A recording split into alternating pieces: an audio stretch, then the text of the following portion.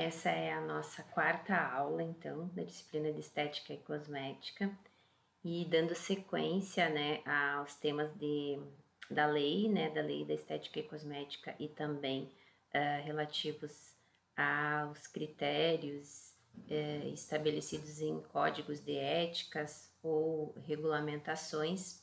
Hoje a gente vai falar um pouco, então, sobre confidencialidade do profissional, confidencialidade no trabalho, né, do esteticista, responsabilidades, ou seja, quais as responsabilidades, rever as responsabilidades e também entender assim como que pode ser responsabilizado o profissional, o que ele pode sofrer, né, ou vir a responder de acordo com a lei, algumas coisas, né.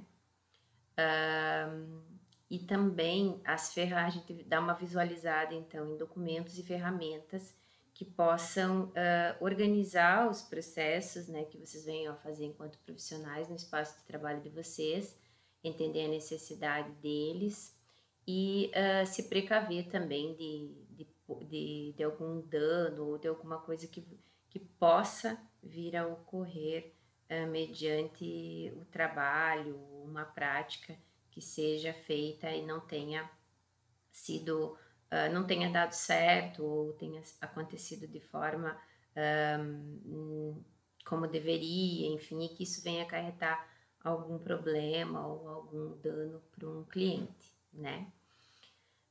Lembrando que assim, isso é uma disciplina, a gente versa e fala sobre o que tem de conteúdo, o que tem de literatura, o que tem de conhecimento e informação disponível. Em casos em que tenha uma ação ou de fato isso seja um processo, por exemplo, na questão estética ou de dano estético, que é como a gente vai ver, tudo isso vai ter que ser analisado por alguém da área, né, um advogado, alguém que tenha conhecimento nessa área. Então, existem hoje advogados, por exemplo, que são estudiosos especialmente da área da estética e cosmética, da área da saúde, e que estudam a fundo essas leis, a interpretação da lei, enfim. Então, o que eu quero é que vocês entendam que aqui, a título de informações, aonde a gente deve procurar e para que vocês entendam que não é algo tão simples assim, embora a gente tenha as leis, as normas, as regras, sempre que algo for julgado, ele vai ser revisado tudo de novo, vai passar por interpretação, então assim, é algo muito mais complexo, né? Mas, dando sequência então à nossa temática de sigilo profissional. O que é o sigilo profissional então? O sigilo profissional, a primeira pessoa que falou disso, né, que trouxe isso à luz, foi Hipócrates, que foi um médico, né, da Grécia Antiga, e ele é considerado o pai da medicina, pela sua contribuição na medicina e também na parte filosófica, na parte de ensinamentos, na parte de conhecimentos. E ele que foi quem destacou a importância do sigilo profissional. Ele afirmou que o que quer que visse ou ouvisse na vida dos homens, em sua prática profissional ou fora dela, não devia ser falado em público, não divulgado e mantido segredo. Tá? Essa fala de Hipócrates. Hipócrates também é o juramento do médico, né? O juramento médico que é feito, né? Ele é baseado então, né, no que foi dito, né, por Hipócrates. Por isso que se diz que é o juramento de Hipócrates. O sigilo profissional ele está ligado então à necessidade da reflexão ética e não simplesmente como uma questão técnica ou procedimento profissional. Ele exige então a necessidade dessa postura analítica, dessa postura ética do profissional, né? Dele ter a lucidez sobre aquilo que ele está fazendo, sobre as suas ações, sobre o seu objetivo, lembrar do que ele está fazendo, dos seus objetivos profissionais e usar a ética como um norte, né? não ceder lugar a esses preconceitos, não permitir, né, que esse sujeito ele sofra, né, com preconceitos, com análises e julgamentos morais que não lhe cabem naquele momento, né? Por quê? Porque temos que lembrar que na lei todos nós somos cidadãos de direitos. A confidencialidade, manter a confidencialidade sobre um atendimento e a privacidade disso, de quem presta cuidado, no caso, né, a pessoas, a pacientes, a clientes, né, é uma obrigação legal, mas como a prof falou e a gente vem comentando também, é esse dever ético, né, de analisar, de análise, esse dever que se espera de profissionais que trabalham com isso. Portanto, a gente tem a legislação e a política, né, que definem essa privacidade nas áreas onde tem mais atividades, né, voltadas a essa questão da saúde, desde as áreas médicas, nas áreas de biomédicas, mas também as áreas de tecnologia, né? Hoje a gente vê o quanto a tecnologia invade os nossos dados, invade a nossa vida, né? Então, essa proteção de lei é justamente para que as pessoas tenham garantidas, né, os seus direitos, né, de privacidade, os seus direitos de cuidado de imagem e tudo mais. Se o esteticista ele é esse profissional da saúde, ele está ligado à saúde, então logo se espera do esteticista, do técnico esteticista, do tecnólogo, do auxiliar essa conduta. A gente viu aquele código de ética ali que representava o estado de Santa Catarina, mas existem vários outros códigos de ética que têm normas, né, e escritas um pouco diferentes. O Código de Ética, por exemplo, de São Paulo, ele traz lá no capítulo 4 das relações com os outros profissionais, né, que é preciso manter um comportamento ético, incluindo o sigilo profissional, né. Isso está previsto naquele código de ética e possivelmente deve estar previsto em vários outros códigos de éticas de muitos outros profissionais da área. Mas antes de estar previsto no código de ética, ele está garantido isso nas leis, né? Em todas as leis que compõem, né, essa estrutura que forma a lei do esteticista, e que forma os direitos do cidadão, as garantias da cidadania, né, vinculadas à cidadania, eles estão previstos. Por exemplo, como então que o esteticista, o profissional que está ali, ele tem que conduzir e instruir o paciente de acordo com a legislação, né? Porque diz lá no artigo 6º, né, dentro das competências, no 4º item do artigo 6º, diz que a elaboração dos informes, né, e de materiais, de pareceres, estudos e trabalhos ou pesquisas, ela é uma atribuição do esteticista. Então, ele tem a responsabilidade de informar o seu cliente. É uma questão que está na lei. No artigo 7º também vai corroborar isso e diz que o esteticista, no exercício das atividades dele, tem que contribuir, né, para zelar e pela observância desses princípios éticos, pela transparência na relação com o cliente, né, prestando a ele aquele atendimento que é adequado, informando sobre as técnicas, sobre os objetivos, sobre o que vai ser utilizado, sobre aqueles serviços e sobre os riscos, né. E o item 3, daí nós temos lá no artigo 7º esses 3 itens que são fundamentais, o 2 e o 3. O 3, ele vai dizer assim, que pela segurança do cliente e as demais pessoas envolvidas no atendimento, deve-se evitar exposição a riscos, a potenciais danos, né, que é aquele cuidado lá com a biossegurança que eu falei lá no vídeo anterior também. Sendo assim, então, o Nascimento e Lima e o Gugel, que são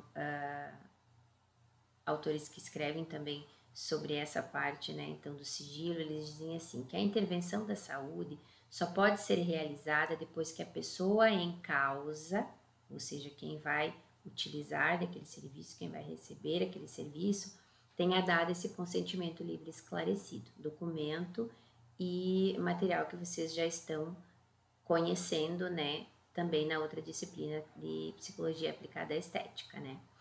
A esta pessoa que vai receber, né, deverá ser dada informação adequada quanto ao objetivo, natureza, procedimentos, técnicas e informar sobre os riscos, né. A pessoa em causa também ela pode retirar, né, e deixar de liberar esse consentimento no momento que ela quiser, né. Ela é livre para que em qualquer momento ela retire, né, essa liberação, né, ela desista, no caso, de prestar consentimento quanto ao procedimento ou o que ela vai fazer. Bom, sendo o esteticista o detentor da informação, né, dessas informações que o paciente passa, deve o máximo de respeito e privacidade para esses indivíduos, a máxima transparência desses atos que estão sendo envolvidos, né? A informação pessoal, mesmo quando ela é feita por uma coleta de dados, né, para alguma coisa que vai ficar arquivada, por um formulário, para qualquer outra coisa que não vá ser utilizada para o procedimento naquele momento, né, ela tem que ser, tem que ter esse consentimento, e isso deve estar previsto lá no consentimento livre esclarecido, né, que a qualquer momento esses documentos podem ser consultados para ser avaliados, né, por órgãos competentes, por uma pesquisa, enfim, e que eles estão disponíveis, né, mesmo quando existe obrigação de lei. E mesmo assim, o paciente ou a pessoa, ela precisa consentir, tá? Quais, então, a questão das responsabilidades, né, revendo as responsabilidades do esteticista. As responsabilidades, aquelas que estão previstas lá no artigo 6º, né, da lei, para além daquilo que eu falei ali, elas vão versar assim, que a responsabilidade técnica pelos centros de estéticas que executam e aplicam os recursos estéticos estão observadas nessa lei, lá no artigo 6º, e cabe ao esteticista e ao cosmetólogo, tá? Da mesma forma, se aplicam as responsabilidades ao responsável técnico, mesmo quando ele não aplique, né? Então, é isso que está dizendo ali, que mesmo que ele não seja a pessoa que vai aplicar aquela ação, que vai fazer aquela massagem, que vai fazer aquele procedimento, ele como responsável técnico, ele vai ser responsabilizado por isso, né? Então, a gente sabe que centros de estéticas, estúdios de fotodepilação, centros profissionais de saúde, né, eles exigem a figura de um esteticista ou tecnólogo habilitado na área para que responda por essas ações. E o técnico em estética está lá também previsto na lei, né, que ele é um profissional de nível médio, ele não pode ser responsável nem pelo próprio consultório, muito menos por uma outra equipe ou outro consultório. Essa responsabilidade é só do graduado em estética e cosmética ou do tecnólogo, tá? No caso de ter necessidade de ser revisto, né, num atendimento, a responsabilidade sobre um erro ou algo que saiu fora do esperado, né? Em termos de responsabilidade, então, em que nível que o esteticista pode responder? Ele pode responder como responsabilidade civil ou responsabilidade penal. A responsabilidade civil, ela está prevista no Código Civil e ela diz lá no artigo 927 que responsabilidade civil é aquilo que por ação ou omissão voluntária, negligência ou imprudência violam direito, causam prejuízo a outra pessoa e então fica esta pessoa que prejudicou obrigada a reparar o erro ou o dano, tá? De forma geral, a responsabilidade civil, é aquela que busca recuperar aquele dano causado ou aquele dano perdido. Já a responsabilidade penal é a responsabilidade conhecida como criminal e ocorre quando alguma lei ou norma ela é descumprida e, no caso, gera ou causa um dano a alguém. Está também prevista, né, no Código Civil e no Código Penal, no artigo 1, ela diz que para ser considerado um crime, ela necessita de que alguma lei anterior que verse sobre aquele tema ou aquela área, ela tenha definido que aquilo é um crime, né? No caso daquilo ser definido como um crime, o artigo 3º do 13º do Código Penal, o artigo 13, ele vai dizer assim, que o resultado que depende da existência de crime, né, somente será imputável a quem lhe der causa, e considerar-se causa a ação ou omissão sem a qual o resultado não teria ocorrido. Isso quer dizer o quê? Quer dizer que vai ser analisado aquela ação, depois que for definido que aquilo vai ter que responder como crime, ela vai ser analisada da seguinte forma: aquilo que aconteceu, ele só aconteceu porque houve aquela ação ou porque não houve aquela ação, ou seja, uma causa de ação e omissão. Se não tivesse ação, aquele dano não teria acontecido, ou se foi feita aquela ação, é por isso que esse dano aconteceu. Então, ela é responsabilidade penal, ela é considerada quando infere essas prerrogativas, tá? Sobre as penalidades que um esteticista pode sofrer quando ele desrespeita, né, obrigações legais ou normas ou algo que está previsto de normativa, e isso venha prejudicar outra pessoa, ele pode ser responsabilizado então de forma civil ou de forma penal. E o Código de Defesa do Consumidor, por exemplo, ele vai respaldar o consumidor no caso, por exemplo, de algum erro ou procedimento estético. Então, assim, existem, nesse caso, vamos falar de 3 danos relacionados. O dano moral, né, que pode haver, o dano material e o dano estético, tá? Bom, o dano moral é quando há a violação da honra ou a imagem de alguém, que resulta de ofensa aos direitos daquela personalidade. É uma ofensa à intimidade da pessoa, à privacidade dela, à honra dela, à imagem dela, né? É um dano moral, ela se sente violada, se sente humilhada, né? Aquilo causa algo internamente nela, né?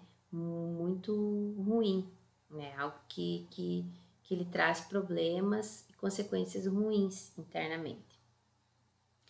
O dano material, que é o dano patrimonial, é o prejuízo quando ocorre no patrimônio da pessoa. Ela perde ou aquilo estraga, ou coisas que têm um valor econômico. E aí a gente tem que considerar que, por exemplo, assim, muitas vezes a imagem ela é um patrimônio da pessoa, porque às vezes é a ferramenta de trabalho, né? E a gente sabe que vocês esteticistas trabalham muito com sujeitos e pessoas em que o corpo é a ferramenta de trabalho. O rosto, né? Enfim, um modelo fotográfico, um artista, né? Um influencer, né? Em que ele depende, né? Daquilo, de como está, né?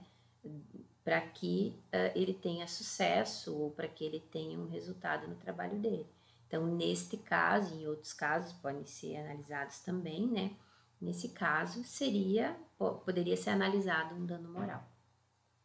E o dano estético é aquele que se configura por lesão à saúde ou integridade física de alguém, que resulta em constrangimento, tá? Previsto no artigo 949 do Código Civil, tá? Sugestão, eu vou deixar ali um vídeo para vocês sobre decisões em relação a danos estéticos e que vocês vão ter, assim, mais exemplos e que é bacana dar uma olhadinha, tá? Além dessas leis que eu já citei, né, desses códigos, desses artigos previstos aí nas leis, a gente tem que relembrar que existe ainda, né, a Constituição da República Federativa do Brasil, a nossa Constituição, né, que lá no artigo 1 fala nos seus itens, né, do respeito à soberania, à cidadania e à dignidade humana, né. Então, ferir a dignidade humana nos termos desta lei da Constituição ou de outras leis, né, cabe processo. Se tiver reclamação, cabe processo, né. O artigo 5, então, vamos relembrar que ele diz que todos são iguais perante a lei, sem distinção de qualquer natureza, garantido aos brasileiros e aos estrangeiros, né, inviolabilidade dos direitos à vida, liberdade, igualdade, segurança e propriedade, né. Então, assim, volta de novo, né, aquela questão de que nós temos esse direito e se nos sentirmos violados, nós temos leis as quais vão nos dar base para fazer essas reclamatórias, né. O item 5, o item 10 do artigo 5 da Constituição Federal vai dizer que são invioláveis, né, a intimidade, a vida privada, a honra, a imagem da pessoa, assegurando o direito de indenização pelo dano material ou moral decorrente de violação. E o Código Civil, né, a Lei 10.416 de 2002, ela vai também trazer lá nos artigos 186, 187, 927 e o 949, o qual eu já comentei antes, mais informações, né, mais detalhamento sobre essa questão assim de omissão, né, de ato ilícito ou, né, que seja cometido, o que isso é considerado, né, o que pode ser considerado ato ilícito, no caso de lesão, né, a saúde, o que isso pode levar, que tipo de indenização. Então, estão nesses artigos aí, vocês podem dar uma olhada também e vai no material para vocês lerem na íntegra.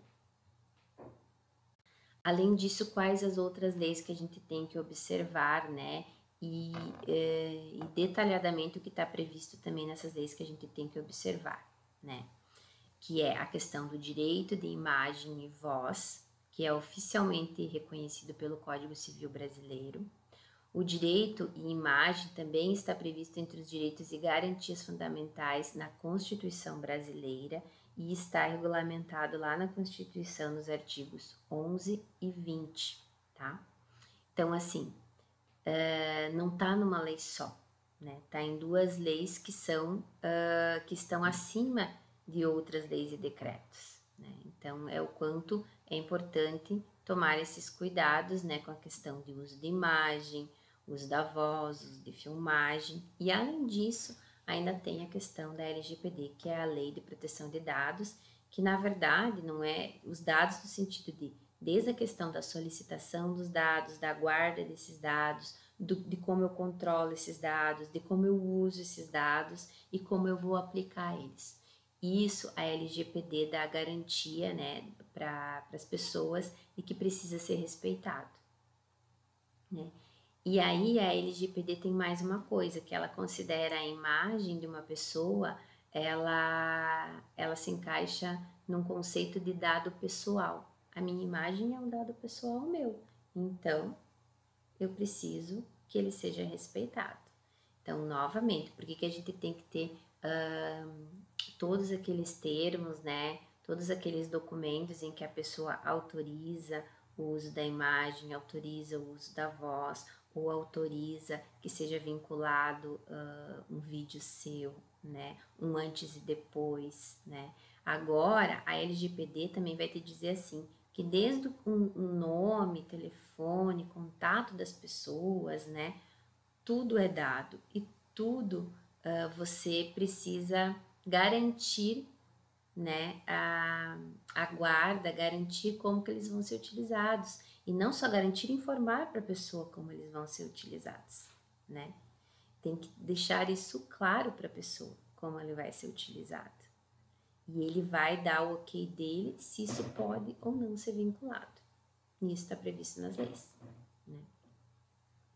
Então, vocês trabalham com um público que o tempo todo vai estar distribuindo isso, vai ter que distribuir, vai ter que fornecer para... Distribuir não, desculpa.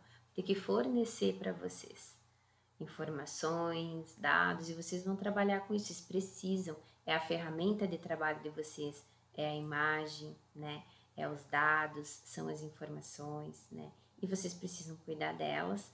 Então vocês vejam o quanto a gente vem aprendendo nessa disciplina, né? Desde o início, né? O quanto a questão moral, a questão ética, elas são importantes para garantir o direito desse cidadão, né? A cidadania dessa pessoa que vocês estão recebendo, que vocês irão receber, né? E que vocês irão trabalhar. E vocês também são cidadãos.